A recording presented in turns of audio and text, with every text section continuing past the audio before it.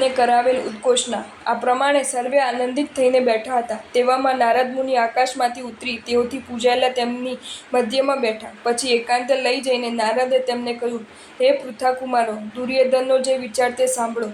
તમારી પાસેથી છૂટીને અધમ દુર્યોધન પોતાની નગરીમાં આવ્યો ત્યારથી તે પાપી તમને મારવાના ઉપાયો ચિંતવ્યા કરે છે. પરંતુ કપટથી પણ તમને મારવા પોતે અશક્ત થતો હોય તેથી તેને રાત્રે નગરમાં આ પ્રમાણે ઘોષણા કરાવી છે કે જે કોઈ ઉત્તમ પુરુષ કપટથી કે બાહુબલથી પાંડવોને હણશે તેને હું અવશ્ય અડધું રાજ્ય આપીશ.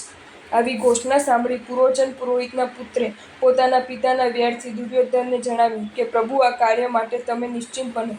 મારી પાસે મને વરદાન આપનારી અને સર્વ કાર્ય કરનારી કૃત્યા નામે વિદ્યા છે. તેના પ્રભાવથી હું 3 લોકને શોભ ઉપજાવી શકું છું.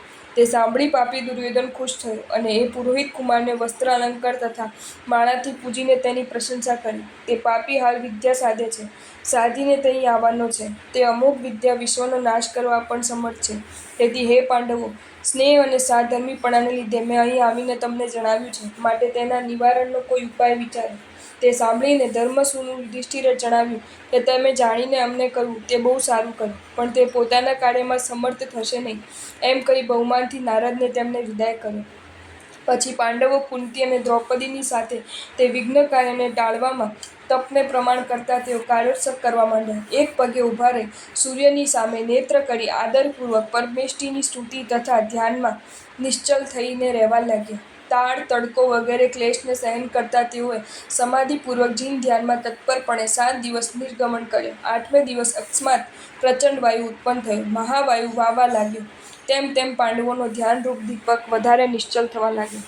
તે સમયે અશ્વોના હેસારવથી, સુભટોના સિંહનાદોથી, રથના ચીત્કારથી અને નિઃશ્વાન પ્રમુખ વાજિંત્રોથી પર્વતોને પણ ફાડતું મોટું સૈન્ય ત્યાં આવ્યું. તેમાંથી કોઈ એક પુરુષ તેમની નજીક આવી ધ્યાન ધરતી કુંતી અને દ્રૌપદીને ઉપાડી ઘોડાના સ્કંદ પર બેસાડી પોતાના સૈન્યમાં ચાલ્યો ગયો. હે વત્સો, હે રણમાં શૂરવીરો, હે માતૃવાત્સલો, હે ભૂમિ, હે ભીમ, હે અર્જુન, આ લોકો અમને મારે છે તેનાથી અમારી રક્ષા કરો. આ પ્રમાણે દ્રૌપદી અને કુંતીએ ઊંચે સ્વરે પોતાના પુત્રોને પોકાર કરવા માંડ્યા.